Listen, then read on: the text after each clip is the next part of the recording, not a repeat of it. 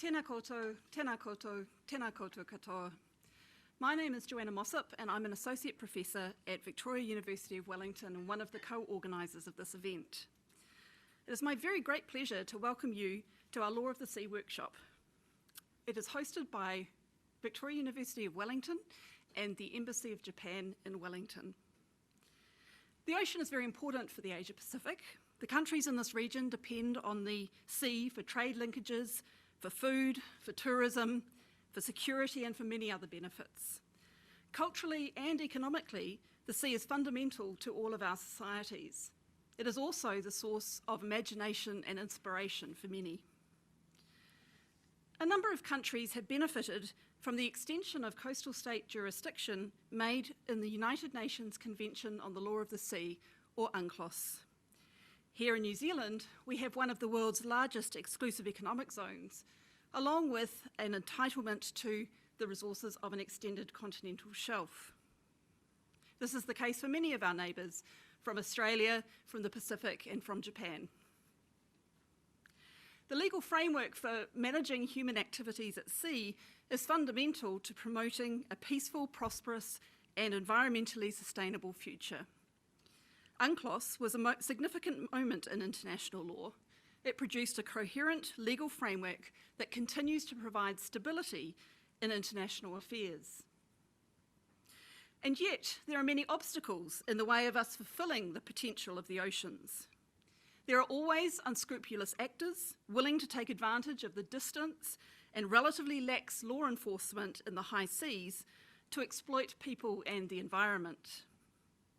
Smuggling and illegal fishing are just two of the activities that the international community struggles to keep on top of.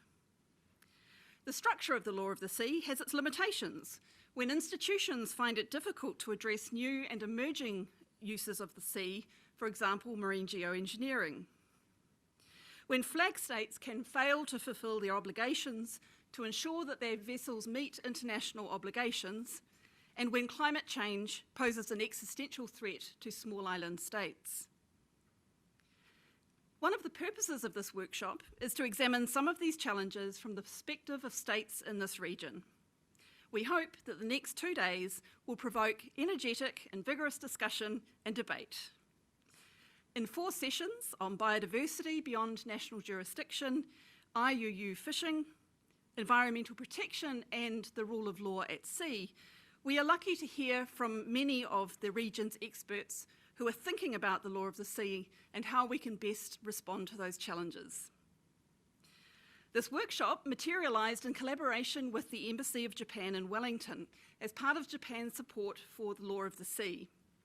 We wanted to bring together speakers from this region to speak about issues of importance to our world. I am so delighted that so many academics and others agreed to be part of this event. Of course, due to COVID, we had to plan for an event that was partly online. I would have been so pleased to have welcomed all of our speakers here in Wellington, but of course, that was not to be. But a benefit of holding an event like this is that people from around the world can listen and contribute to the discussion. I welcome those of you who are listening to this as a webinar. Due to New Zealand's approach to managing COVID-19, we are also able to welcome people in the room today. We have had enormous interest in this workshop and have more than double the amount of people we originally planned for. So thank you to those of you who have made the effort to join us in Wellington. I hope you enjoy our discussions. Now, I am very honoured to introduce Minister Nashioka Tatsushi, Deputy Head of the Japanese Mission here in New Zealand, to say some words of welcome.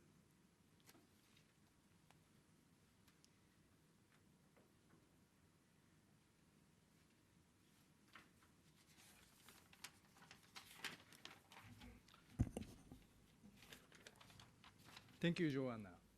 Thank you, everyone, for joining us today.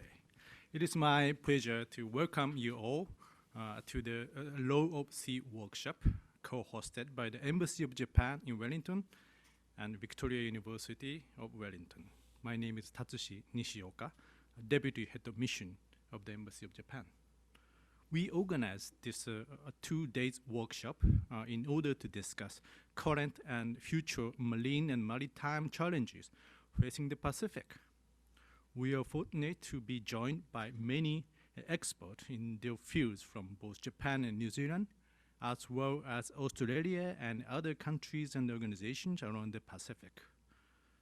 Over the next 2 days, these experts will engage with you on issues such as climate change, fishing, biodiversity beyond national jurisdiction, and maintaining the rule of law at sea. Working together to address these challenges is crucial to realizing a free and open Indo-Pacific. In particular, upholding the rule of law and other fundamental principles like openness and transparency will go a long way to maintaining stability and prosperity in the region. The timing of this workshop is especially appropriate with Japan hosting the 9th Pacific Islands Leaders Meeting in June this year. This is what is called PALM, P-A-L-M, Pacific Islands Leaders Meeting, PALM 9. At PALM 9, leaders of Pacific Island countries, including New Zealand, will meet virtually to exchange views on challenges faced by the Pacific, including exploring measures to respond to and recover from COVID-19 pandemic, climate change, and other urgent priorities. Maritime order based on the rule of law and sustainability of ocean resources are especially pressing issues that need to be addressed. In these areas, the government of Japan has provided capacity building in maritime security and safety through the dispatch of experts, including the Japan Coast Guard Mobile Cooperation Team, provision of maritime safety equipment, and training to address IUU fishing. Japan has also cooperated in marine resource management and environment preservation and support for addressing oil leaks from sunken ships. The PALM process has provided opportunities for Japan and the Pacific Island countries to forge stronger relationships since 1997. We hope that through events such as this workshop and PALM meetings, we can deepen the friendship between our countries and continue to work together in the areas of climate change, maritime issues, and infrastructure in the Pacific, while advancing the vision of a free and open Indo-Pacific. Thank you again to Victoria University of Wellington for working with the Embassy of Japan to make this event a reality. With a special thank you to Associate Professor Joanna Mossop. I hope that whether you are attending as a speaker or a participant, virtually or in person, that this workshop will be of value to you. Thank you very much.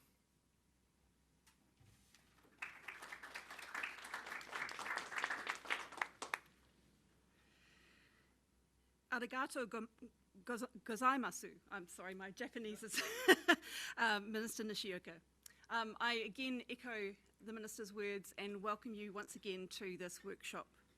I'm now going to hand the podium over to Bjorn Oliver Magsig, who is employed at Victoria University, and he will be chairing the first session.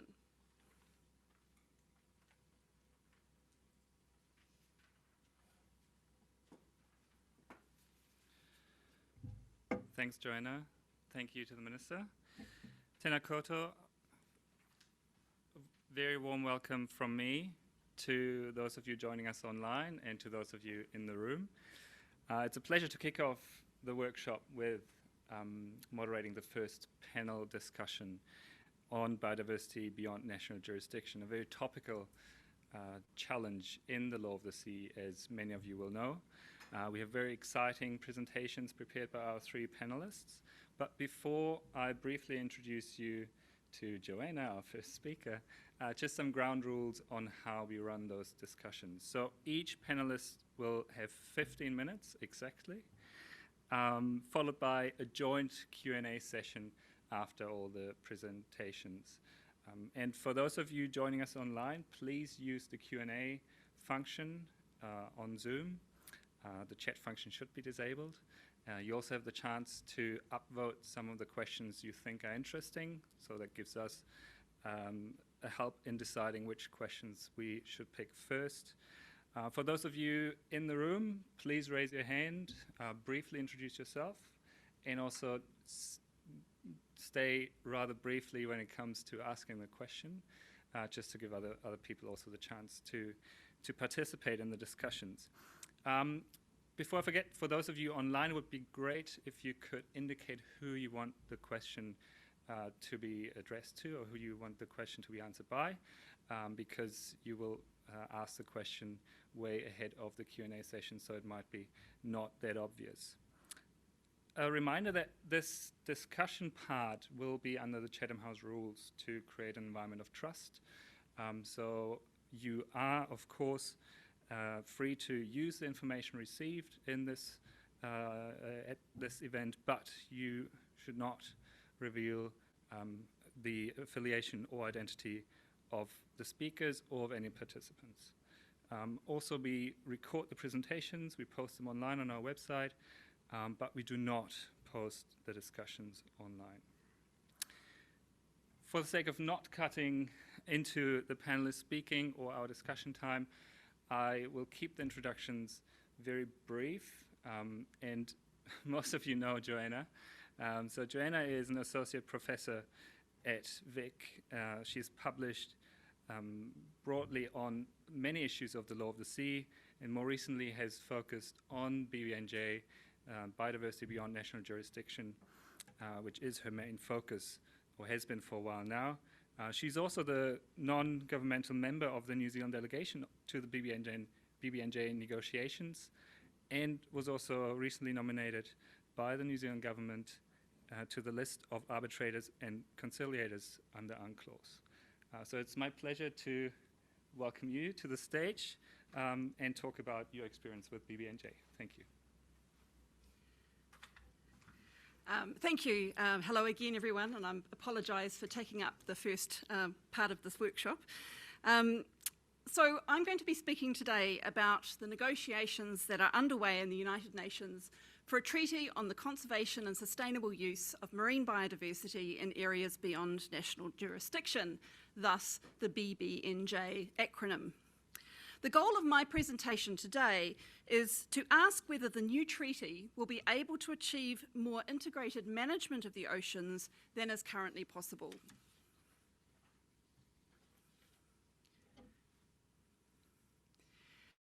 So just very briefly, in my presentation, I'm going to give a short introduction to the BBNJ Treaty for those of you who aren't aware of it. I will explain why there is a need for integrated approaches to oceans governance, and then I will focus on two issues.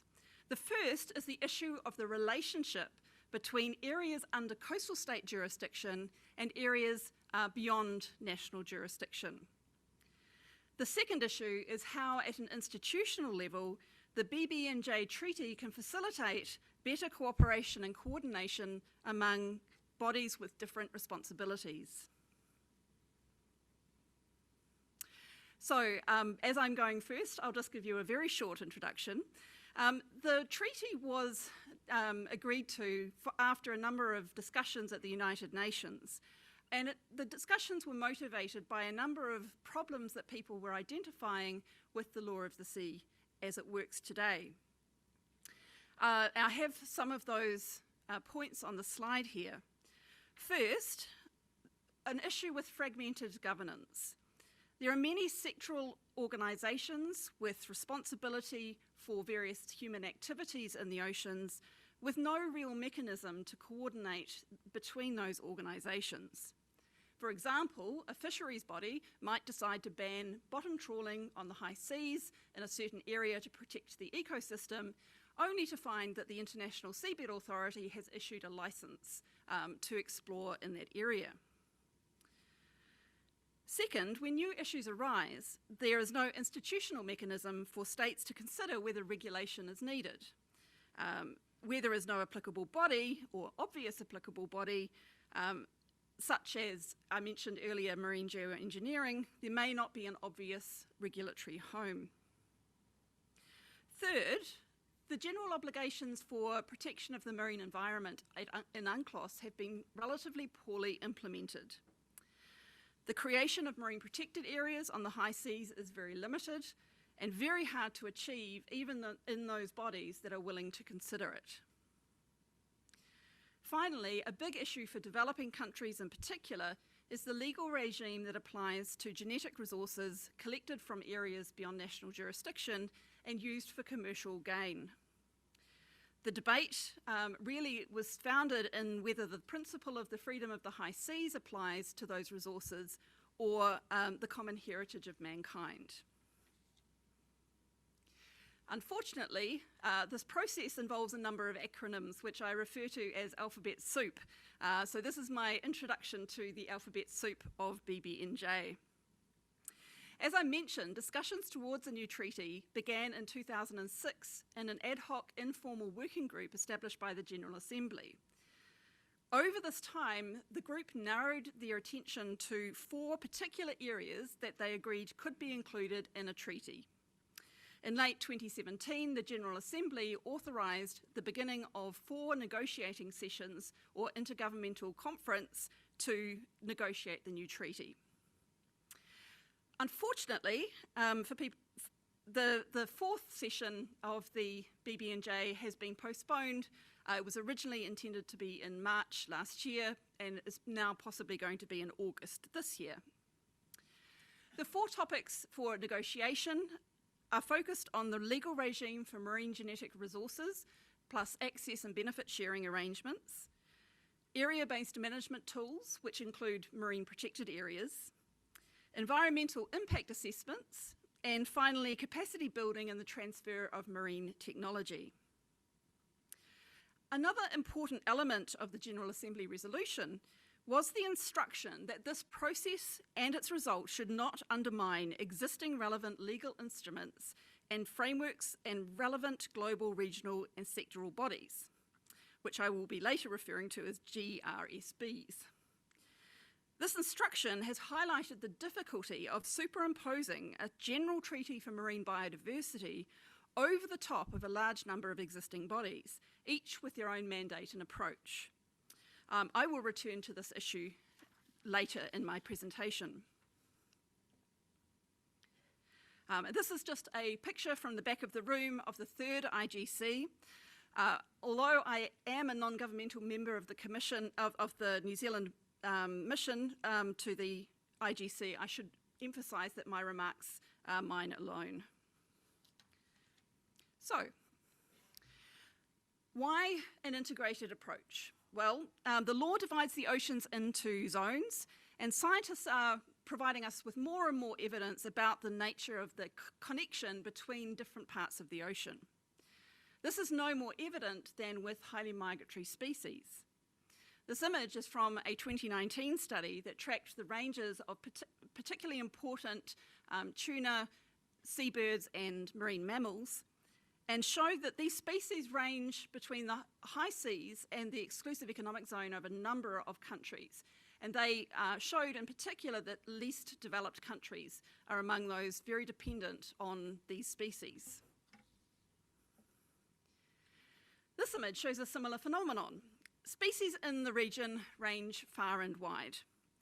So while the BBNJ Treaty will be adding tools to our governance of the areas beyond national jurisdiction, in fact, conservation and sustainable use of these species must involve some form of coordinated efforts across different countries and maritime zones. This is an issue of special concern to Pacific countries who are concerned about the unsustainable use or impacts upon key species that are particularly culturally and economically important to them. So for me, the question is whether the new treaty can implement a more integrated approach and lead to consistent approaches to uses of marine biodiversity across their entire range, whether they are in the coastal states' waters or the high seas. Now, the current system will never achieve proper integration, but hopefully the agreement can contribute to better coordination and cooperation among institutions and countries. So, for those of you familiar with the law of the sea, this image will be very familiar to you. And it shows and demonstrates the zonal approach that the law of the sea takes to determine rights and obligations in the ocean. Closer to the coastal state has control over the exploitation and conservation of marine biodiversity. But of course, the focus of the BBNJ Treaty is the area beyond national jurisdiction, which includes the high seas and the deep seabed, known as the area. You can immediately see that species migrating through the ocean come within a variety of zones with different legal effect. And so when we're thinking about the connectivity of oceans ecosystems and the desirability of achieving coordinated approach, a key issue is how the intersections between these areas under national jurisdiction and beyond national jurisdiction will operate. And in my opinion, there are two types of connectivity. Horizontal connectivity refers to the intersection of legal regimes when species migrate through the ocean between the high seas and exclusive economic zones. An example of the relevance might be if a marine protected area is being established in the high seas, how will that fit in and coordinate with coastal state obligations?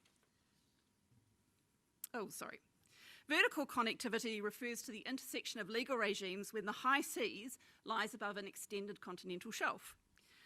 In this instance, species that qualify as sedentary species would be under the jurisdiction of coastal states, while all other species would be subject to the regime of the high seas. And the problem is that in certain seabed ecosystems, sedentary and non-sedentary species are inextricably linked. So very briefly, of course, UNCLOS has a little to say about how to manage the possible intersection between different parts of the oceans and the different rights and interests of coastal and other states.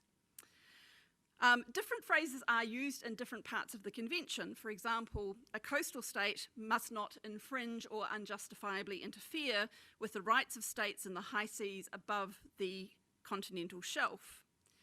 However, most people focus on the obligation of due regard, which is clearly applicable in the exclusive economic zone and the high seas. A number of scholars are beginning to argue that the obligation of due regard is an underlying and fundamental principle for UNCLOS.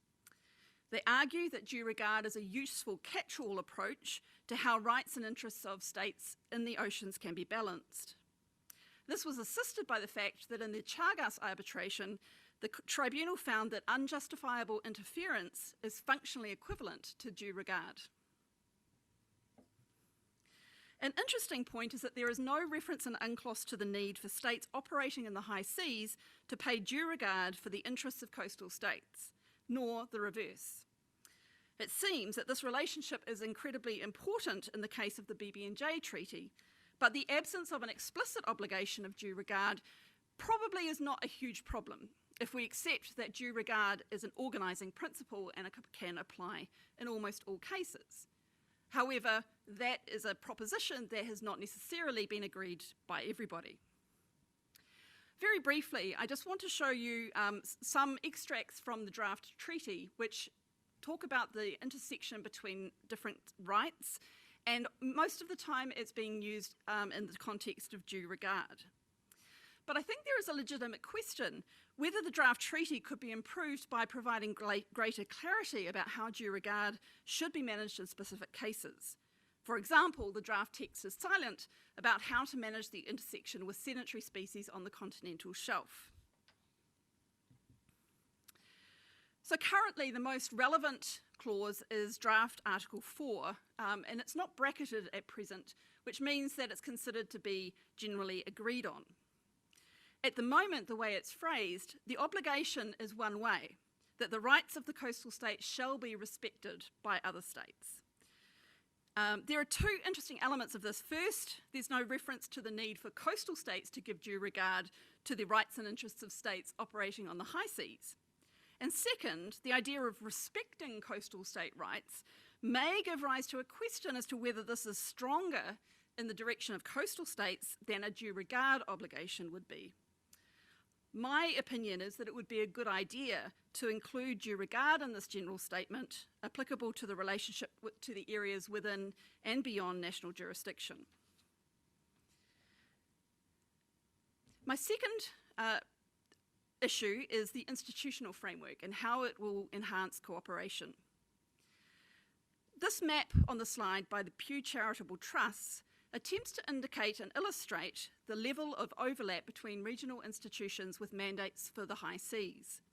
It's quite an impressive picture, but it does not include the global sectoral bodies such as the International Maritime Organisation or the International Seabed Authority. Now, in the vast majority of cases, many global and regional bodies have a poor record of cooperation among themselves. The potential to increase coordination is not helped by the General Assembly's instruction that the process and results should not undermine existing relevant frameworks and bodies. So, one issue that is exercising the minds of negotiators currently is how will the treaty interact with these bodies and frameworks. And it seems that there is an agreement, or at least clear themes. On the one hand, a number of states would argue that if there is a global, regional, or sectoral body with mandate for a particular area, the Conference of the Parties, which is called the COP, cannot take decisions on its subject matter, which is a very clear division. On the other hand, another approach is to suggest that the COP can take complementary decisions on a particular subject area so long as it doesn't directly overlap or override the mandate of the regional organisation. I think perhaps that it's best been said by Delucia when he argued that it is more useful to think in terms of complementarity and compatibility rather than trying to delineate geographically and materially the individual and overlapping mandates.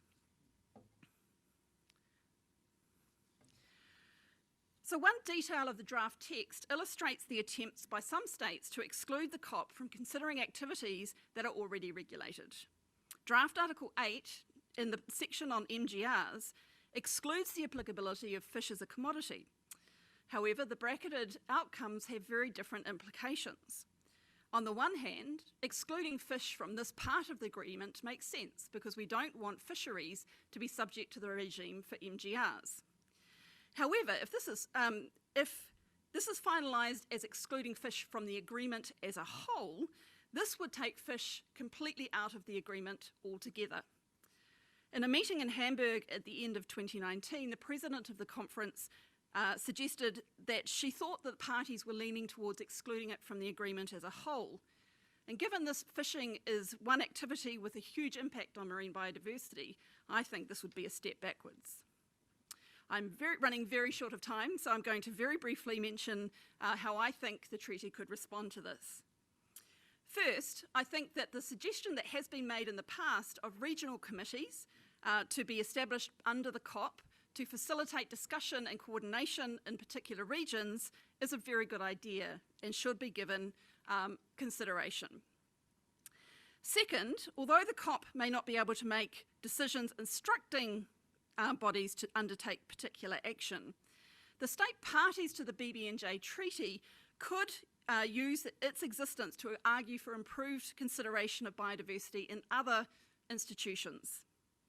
This could ultimately improve the overall standard of biodiversity across a range of institutions and bodies, similar to how the UN Fish Stocks Agreement has influenced RFMO practice. Third, in order to maximise the impact on other bodies, a strong and clear statement of principles will provide guidance for states operating in other forums. There is a bit of debate still about the appropriate principles to be included, but interestingly, it currently includes the obligation to take an integrated approach. And this principle could potentially be considered a requirement to consider all activities impacting the ocean, which could lead to state parties bringing marine biodiversity into consideration in other fora. So very briefly, while we are still waiting for the outcome of the BBNJ treaty, there is still time to work on mechanisms for cooperation and coordination among different legal bodies and frameworks. I'm going to leave it there and welcome your questions and comments at the end of my talk.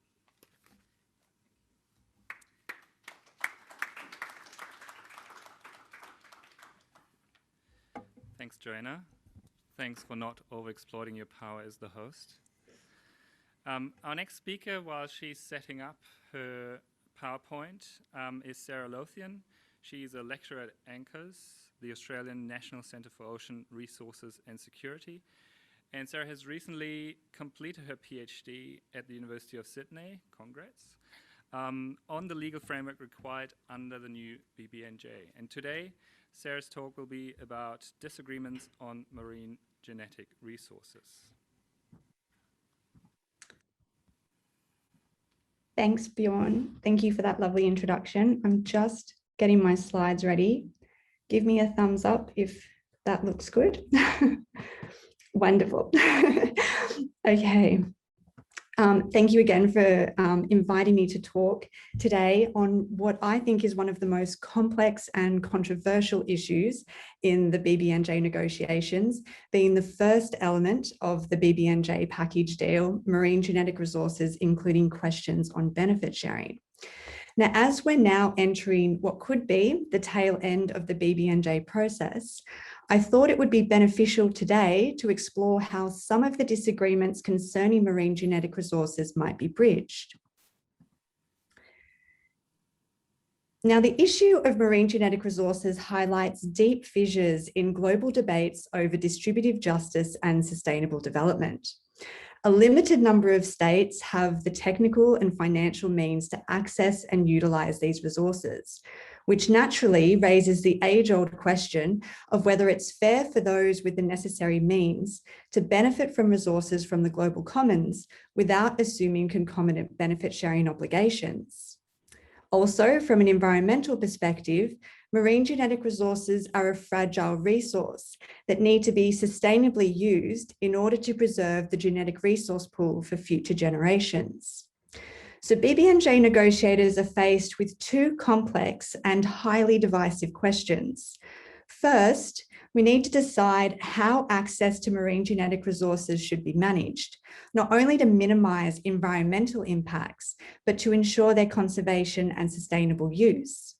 And secondly, we need to decide how benefits derived from marine genetic resources can be shared in an equitable and at the same time economically justifiable manner without hindering research and development in the process. Now, these questions are at the forefront of BBNJ discussions as delegates attempt to devise a fair and effective access and benefit sharing regime.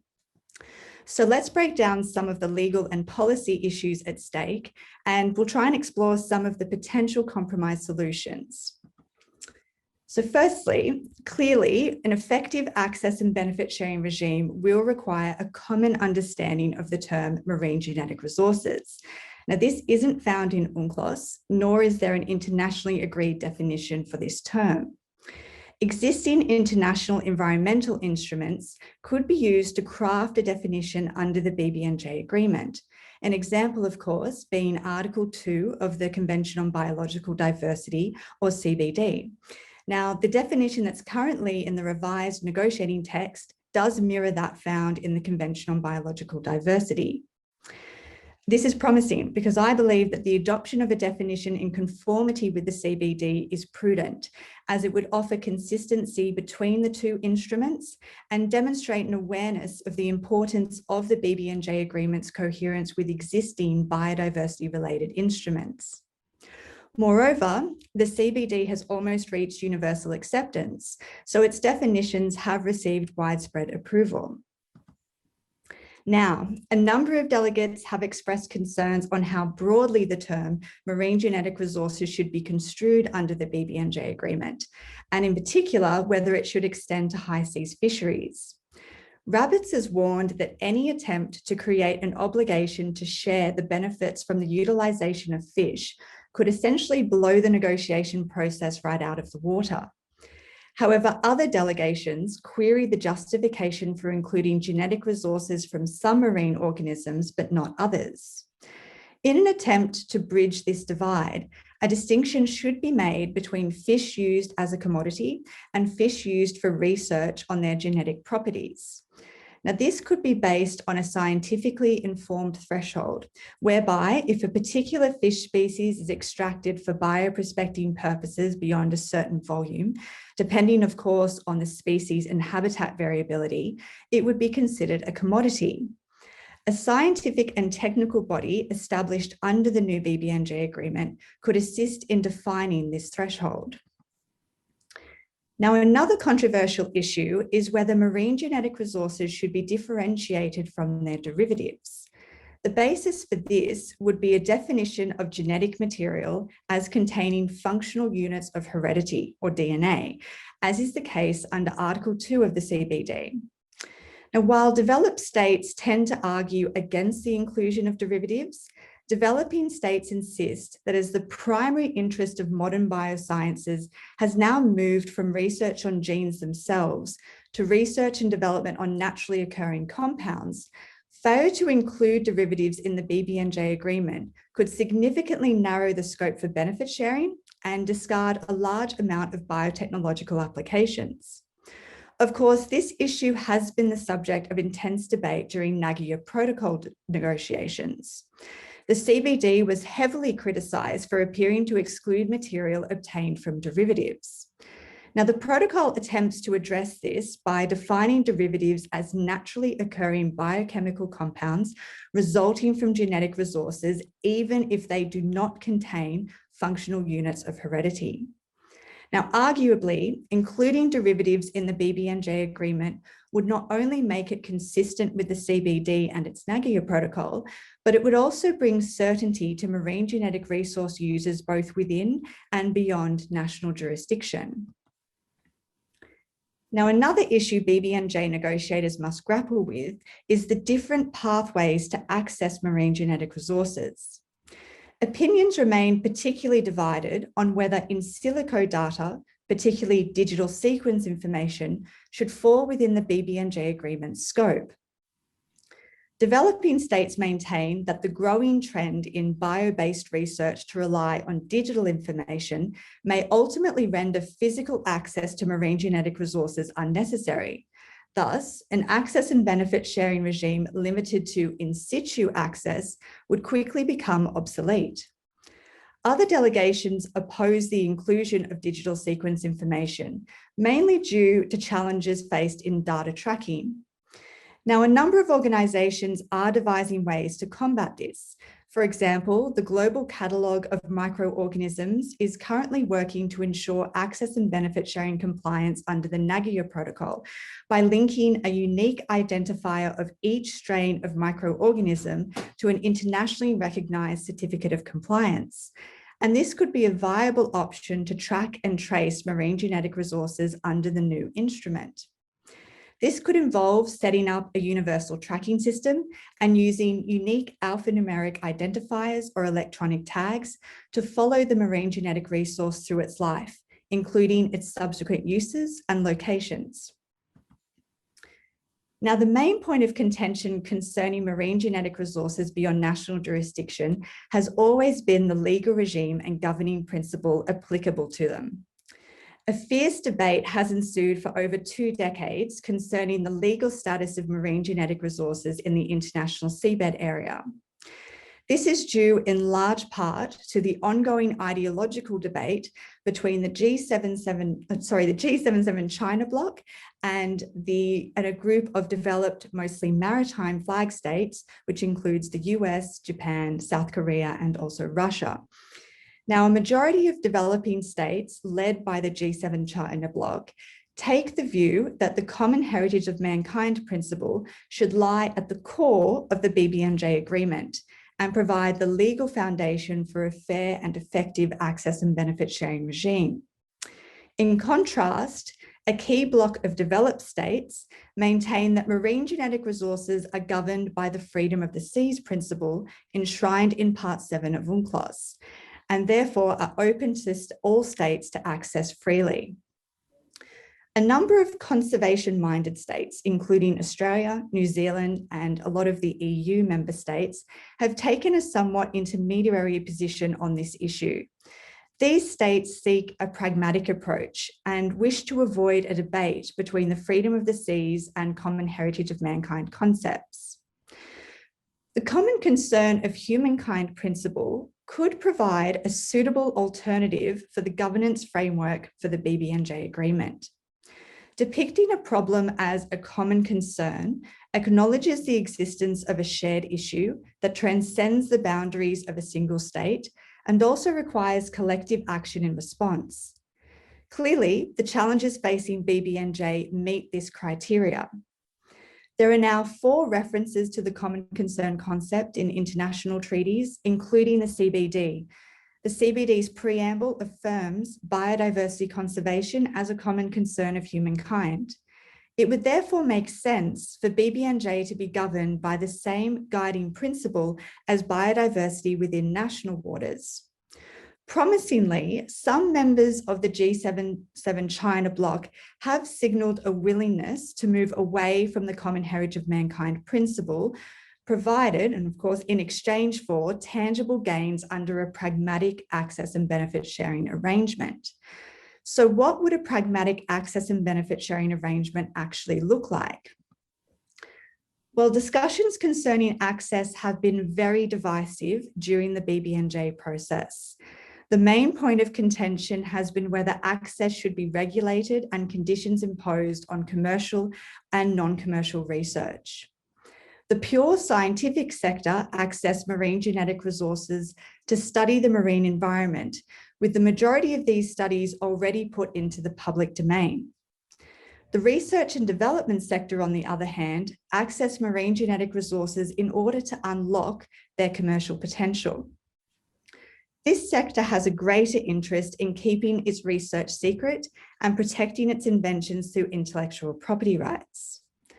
An overly stringent access approach with too many constraints, such as applications, permits, and contracts, could end up being very costly and cumbersome and create administrative and financial barriers to research and development that may ultimately discourage investors and place undue burdens on the research community. While a light approach with limited access measures is unlikely to provide adequate protection for target ecosystems or ensure the sustainable use of marine genetic resources in the long term. So in order not to discourage research and development, access to marine genetic resources could remain open, but be subject to notification and conditions. Broggiato and others have suggested using an obligatory prior electronic information system, or something akin to the Antarctic Treaty System's electronic information exchange system, whereby researchers and bioprospectors submit advance notification of their intention to access marine genetic resources, along with a minimum data set of information. Now, this information could include the location and date of collection, the resources to be collected, and the purpose for which they will be utilised. All of this information could be provided to a centralised database or registration platform, publicly accessible in an online registry, connected to a clearinghouse mechanism established under the BBNJ agreement.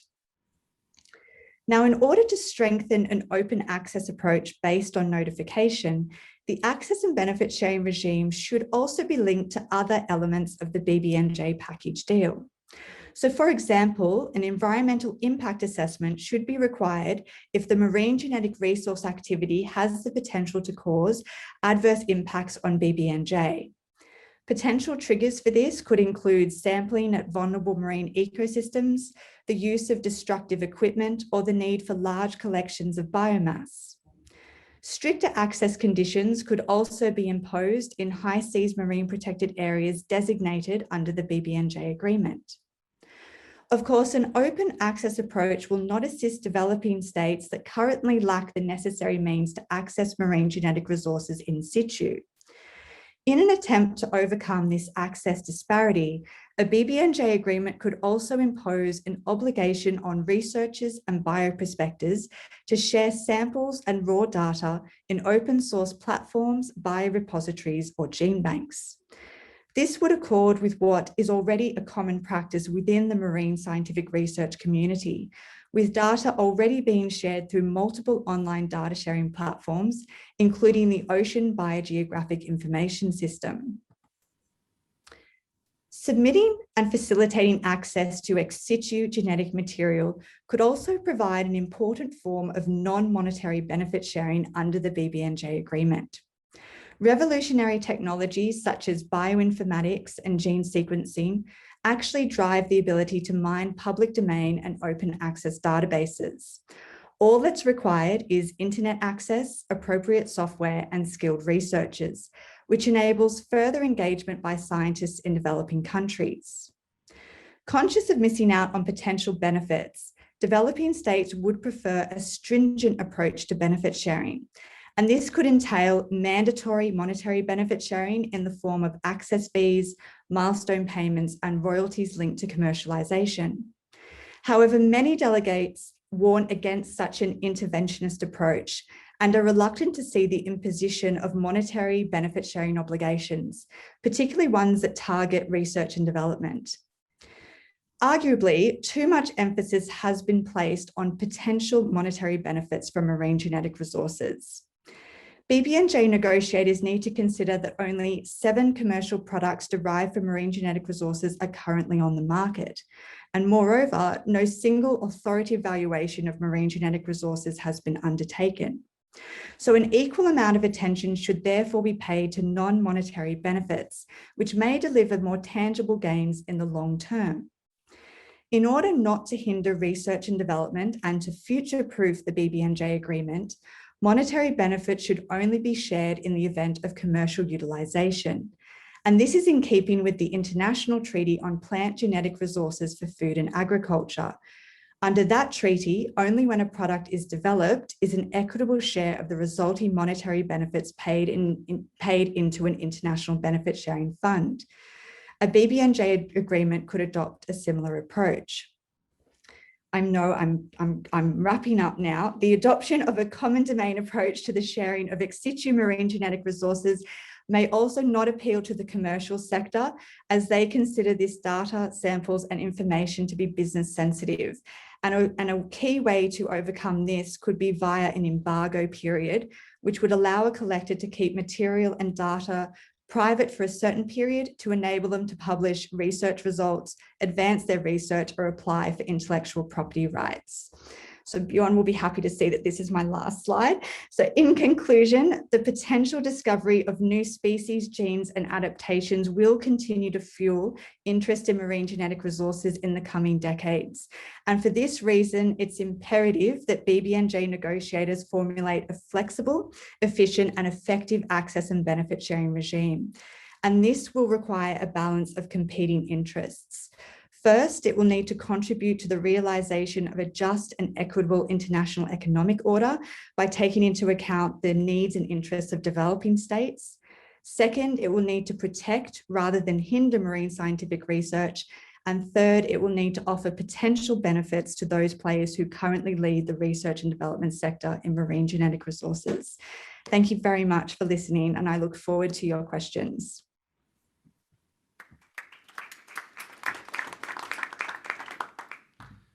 Thank you, Sarah. Just a quick reminder for those of you joining us online, raising hands does not help us in this webinar setting. So if you have a question or comment, please use the Q&A function of Zoom. Our next speaker, Clement Yow Mulalap, is the legal advisor to the permanent mission of the Federated States of Micronesia to the UN. He specialized in international environmental law, law of the seas, and indigenous law. And he has represented the Federated States of Micronesia in various fora, including the BBNJ negotiations. And today, Clement will present on traditional knowledge. Welcome, Clement. Thank you very much, and respectful greetings to everyone gathered here. I will try to share my screen right now.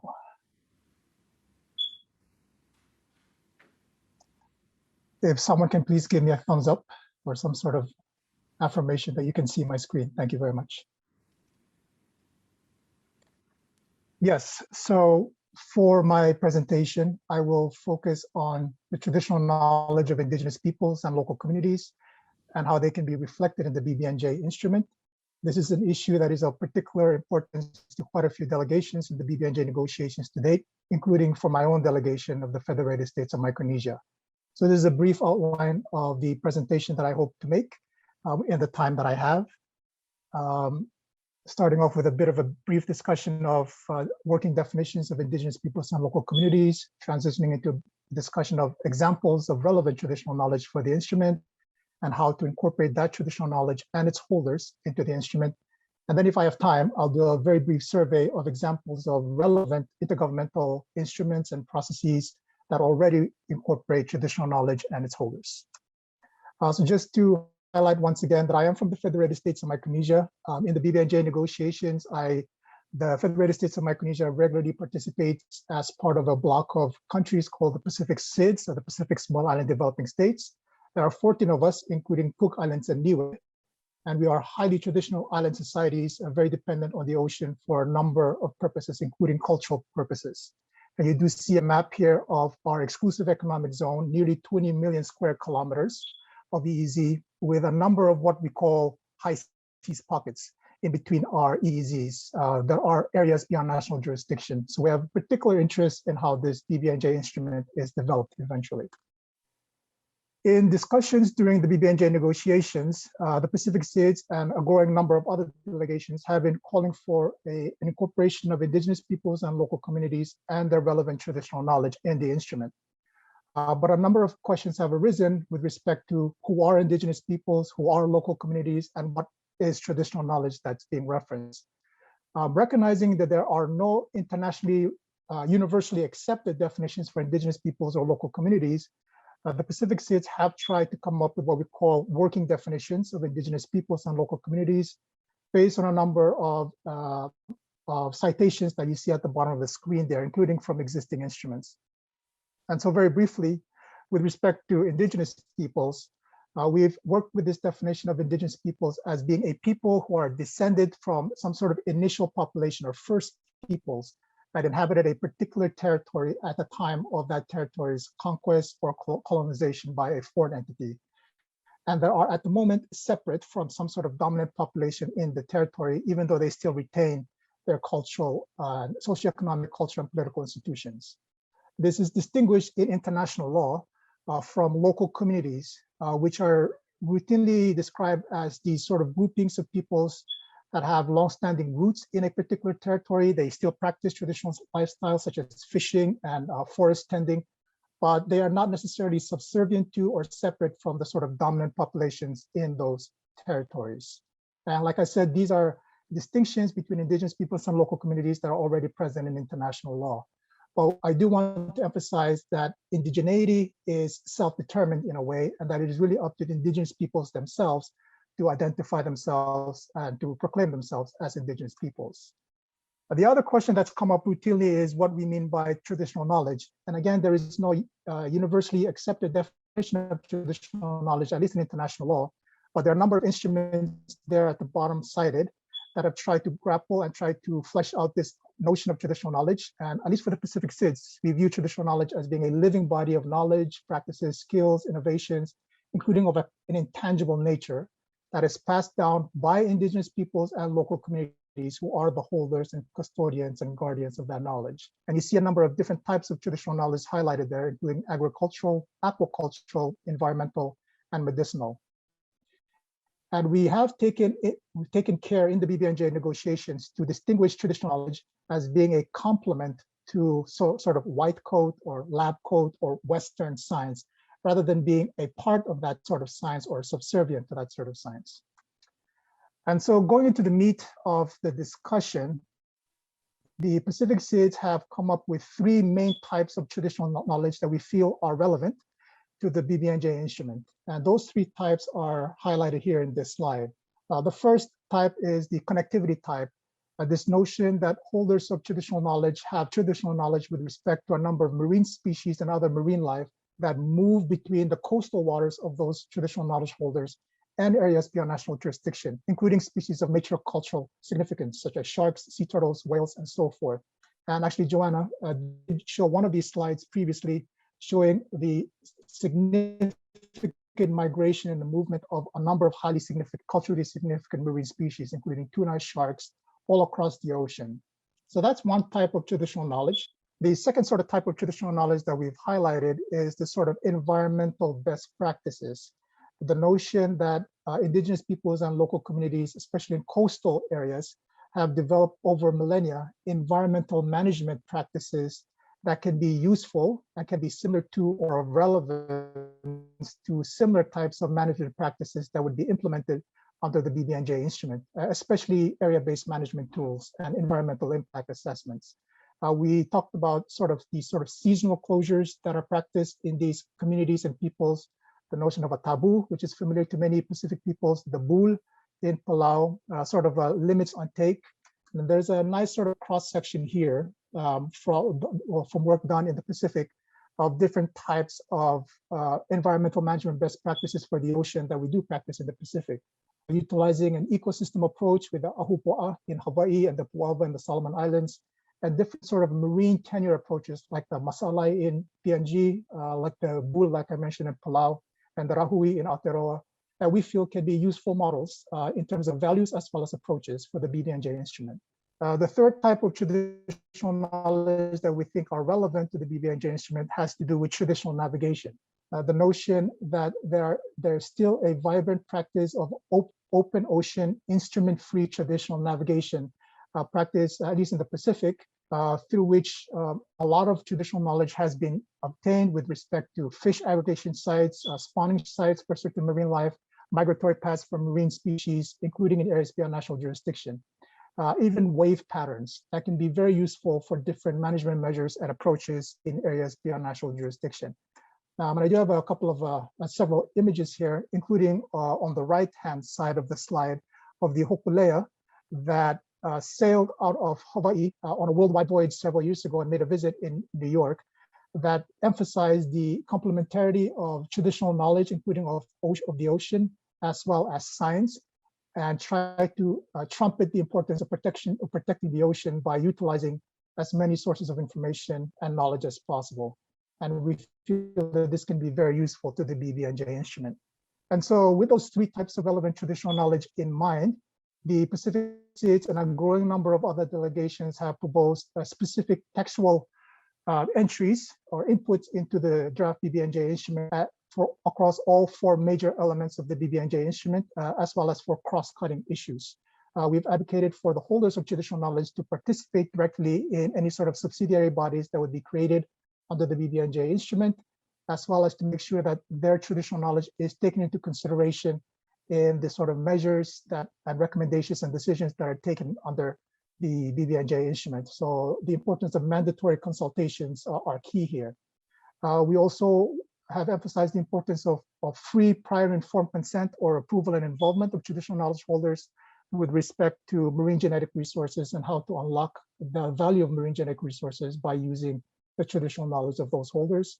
We've talked about the importance of two-way capacity building, the notion that it might be very important for non-traditional societies or non-traditional entities, for scientists, for example, to develop their own capacity about how to interact with traditional knowledge holders. So that would be an important part of the BBNJ instrument. And lastly, but not least, we have proposed language that recognizes the rights of indigenous peoples and local communities as needing to be honored by states parties as a sort of cross-cutting issue throughout the instrument. This is language that's already reflected in, among other things, the Nagoya Protocol of importance here.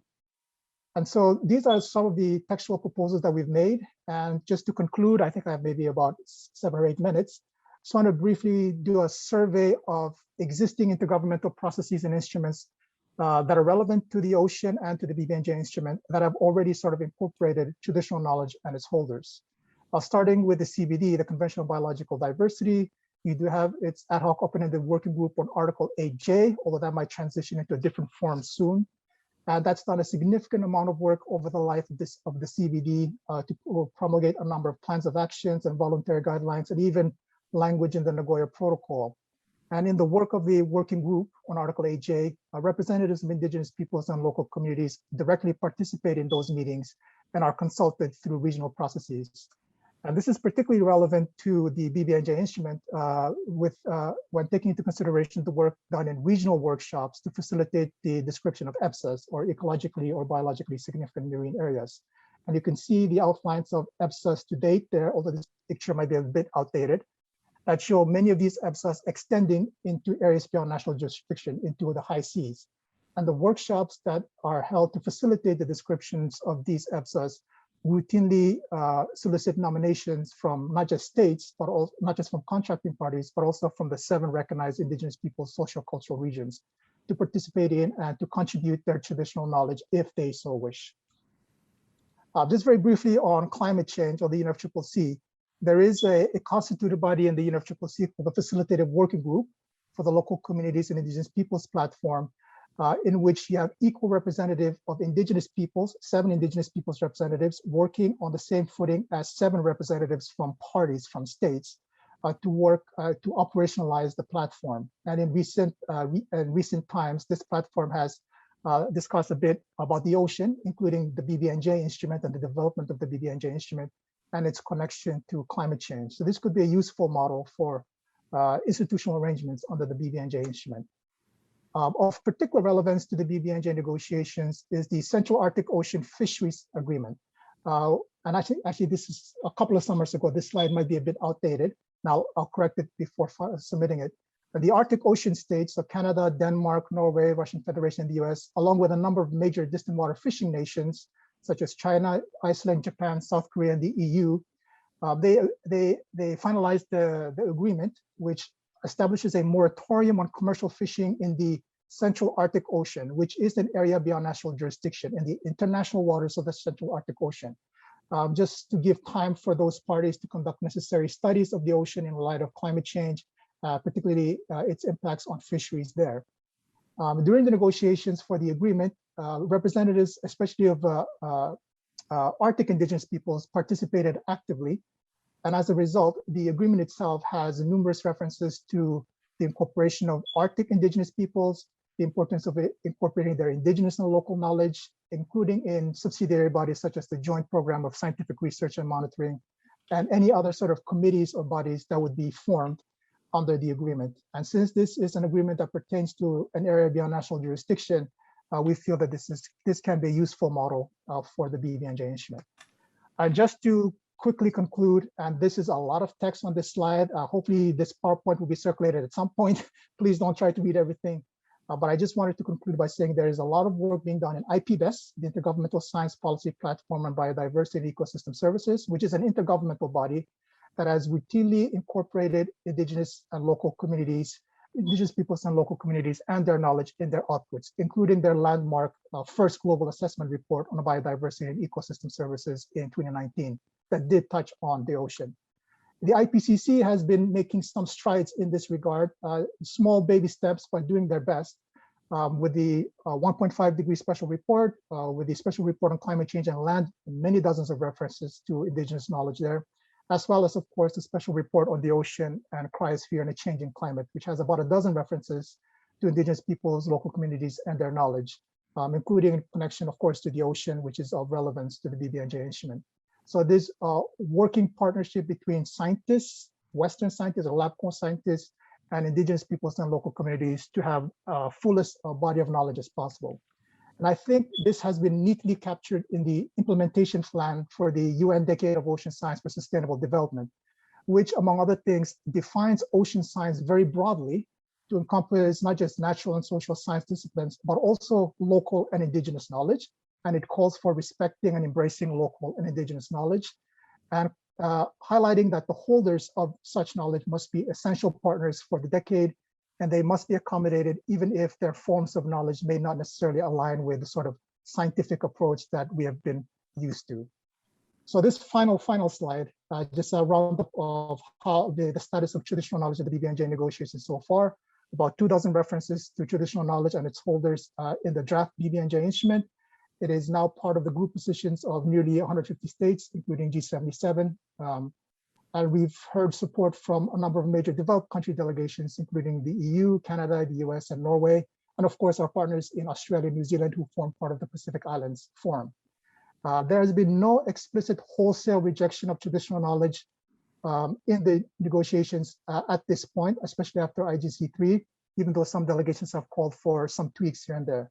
So we are cautiously optimistic that there is a growing appreciation of the need to reflect this somehow in the BBNJ instruments. According to my timer, I have 5 seconds left. Maybe I'm too fast or too slow, but I'm done. Thank you very much.